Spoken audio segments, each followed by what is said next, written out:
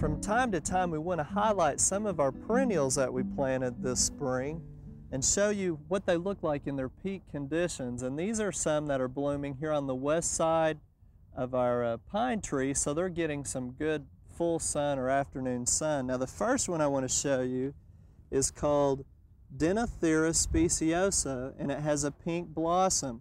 Now this particular one is kind of a native plant that we've seen, and there's several common names, so you really want to try to use that genus species in trying to find it. But it has nice little pink blossoms, and again it can be aggressive, but at this time it's very showy. But if you look closely, it's really got an attractive blossom. But if you'll look at the petals, some of them appear to have been chewed on. And if we investigate it a little bit closer, we see the culprit here, a tomato hornworm, which it's a small one because you know those can get pretty good size, about the size of a pencil or bigger, and maybe 2, 3, 4 inches long even, depending on the size that you find. But right back here we'll see the little horn on it. So its favorite part of this plant to feed on is the actual pink flower. So since there's only 1 or 2 of them on the plant, we'll just pull them off and get rid of them. But it just shows you that you really need to be on the lookout for pests on your perennials too. Now this one is Veronica. Red Fox is a cultivar. Sends up these nice pink plumes and real showy. Just really attractive plant, and again full sun, and all of these are going to come back on us, but we'll probably want to protect them some this winter since we've just planted them. And this is one of the different salvias or perennial salvias that we've got. Man, there's so many varieties that this one, when we got it from the individual, they didn't even know the particular cultivar, but it's got a purplish color blossom.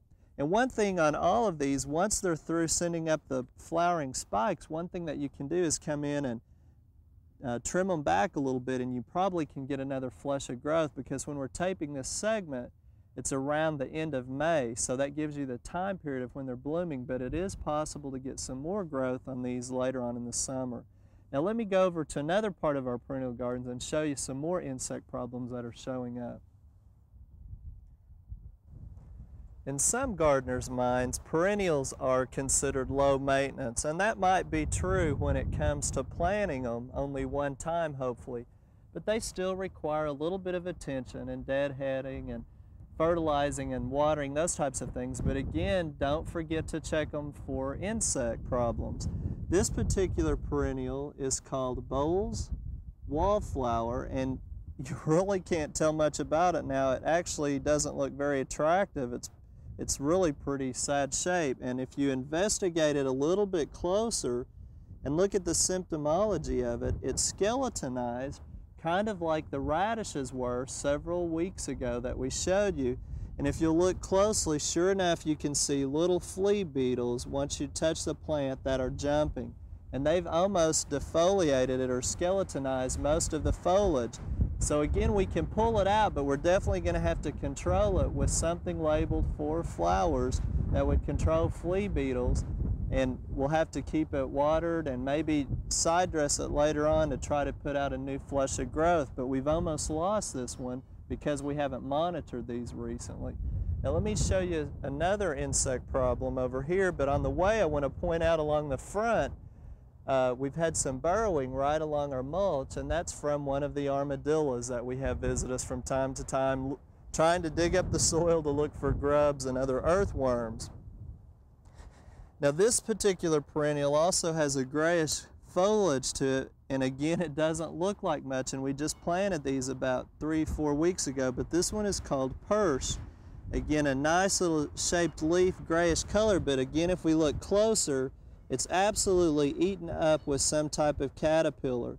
We pull them apart and we can see all different stages of the caterpillar, the droppings from it, and they're absolutely defoliating the foliage. Now, I don't know what type of caterpillar it is, but I know it's chewing mouth parts. So what we'll do is use the Bacillus thuringiensis on it to kill it, because there's probably some other stages that we're missing, and we can pick off a few of them, but the BT products labeled for caterpillars will probably control this if we get a greater infestation.